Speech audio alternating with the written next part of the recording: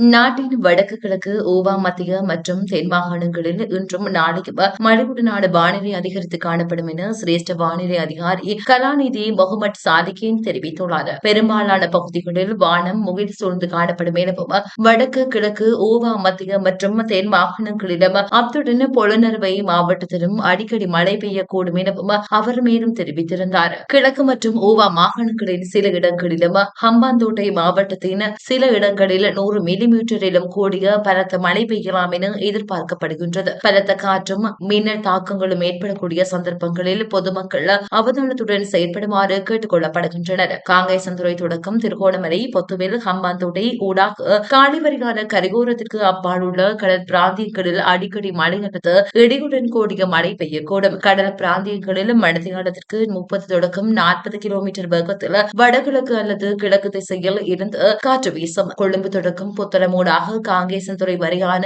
அத்துடன் பொத்துவில் தொடக்கம் ஹம்பாந்தோட்டை ஊடாக காலி வரையான கரையோரத்திற்கு அப்பால் உள்ள கடல் பிராந்தியங்களில் மணித்தியாலத்திற்கு 50 தொடக்கம் 60 கிலோமீட்டரிலும் கூடிய வேகத்தில் அடிக்கடி காற்று அதிகரித்து வீசக்கூடும் என தெரிவித்தார். இதேவேளை நாட்டில் ஏற்பட்ட சீரற்ற காலநிலையால் 749 குடும்பங்களைச் சேர்ந்த 2546 பேர் பாதிக்கப்பட்டுள்ளதாக இடர் முகாமைத்துவ நிலையம் அறிக்கை வெளியிட்டுள்ளது. தொடர் மழையினால் நீர்நிலைகள் நிரம்பி வழிவதுடன் தாழ்நில பகுதிகள் நீரில் மூழ்கியுள்ளது. ஓவா மாகாணம் பதுளை மாவட்டத்தில் 575 குடும்பங்களைச் சேர்ந்த 1918 பேர் பாதிக்கப்பட்டுள்ளதுடன் 1064 பேர் பாதுகாப்பான இடங்களில் தங்க வைக்கப்பட்டுள்ளனர். மத்திய மாகாணம் கண்டி மாவட்டத்தில் 75 குடும்பங்களைச் சேர்ந்த 290 பேர் பாதிக்கப்பட்டுள்ளதோடு 46 வீடுகள் பகுதிகளில் சேதமடைந்துள்ளது. 58 பேர் பாதுகாப்பான இடங்களில் தங்க வைக்கப்பட்டுள்ளனர். சபரகமுவ மாகாணம் ரத்னபுரி மாவட்டத்தில் 26 குடும்பங்களைச் சேர்ந்த 95 பேர் பாதிக்கப்பட்டுள்ளதுடன் 25 வீடுகள் பகுதியளவில் சேதமடைந்துள்ளது. கேகாலை மாவட்டத்தில் 15 குடும்பங்களைச் சேர்ந்த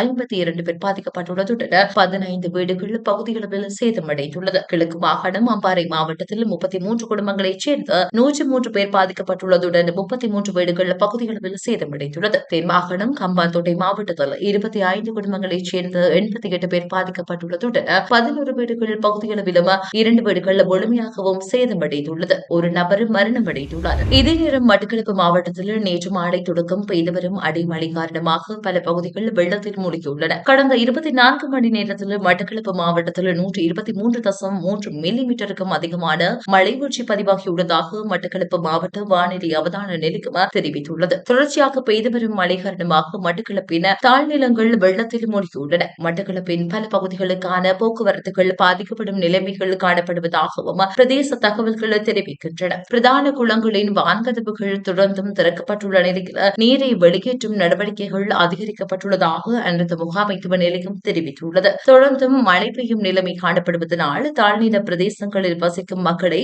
அவதானமாக இருக்குமாறு அறிவுறுத்தப்பட்டு வருகின்றனர்.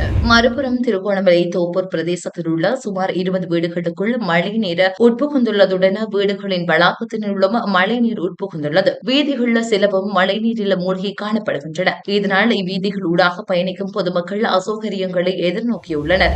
இதேவேளை கடந்த 2 நாட்களாக மத்திய மலைநாட்டில் கனத்த மழை பெய்து வருவதால் பெருந்தோட்ட தொழிலாளர்களின் இயல்பு வாழ்க்கை பெரிதும் பாதிக்கப்பட்டு வருவதாக தெரிவிக்கின்றனர். மேலும் பணியாளர்கள் அன்றாட பணிகளில் ஈடுபட முடியாதுள்ளது. மவுசாக்கலை மற்றும் காசட்ரி மேல் கொத்மலை, கென்யோன், லக்சபான, நவலக்ஷபான, பொல்பெட்டிய, கலுகல, விமல சுரேந்திர ஆகிய நீர்த்தேக்கங்களுக்கு நீர்வரத்து அதிகரித்துள்ளது. மத்திய மலைநாட்டில் உள்ள அனைத்து நீர்நிலைகளிலும் அதிகளவில் நீர்வரத்து உள்ளதால் நீராட செல்வோர் மிகவும் அவதானமாக இருக்க வேண்டும் எனவும் முடிந்தவரை நீர்நிலைகளில் நீராட வேண்டாம் எனவும் நுவரெலியா மாவட்ட அரசு அதிபர் நந்தன கலப்பட வேண்டுகோள் விடுத்துள்ளார். இதையடுத்து பதுளை மட்டக்களப்பு பிரதான வீதியூடான போக்குவரத்துக்கு மீண்டும் பாதிப்பு ஏற்பட்டுள்ளது. லுணுகலை, அரவா, கும்புர பகுதியில் இன்று காலை மீண்டும் மண்மேடு சரிந்து வீழ்ந்துள்ளதாக எமது செய்தியாளர் தெரிவித்தார். இதனால் அந்த வீதியூடான போக்குவரத்து முற்றாக தடைப்பட்டுள்ளதாக அவர் குறிப்பிட்டுள்ளார்.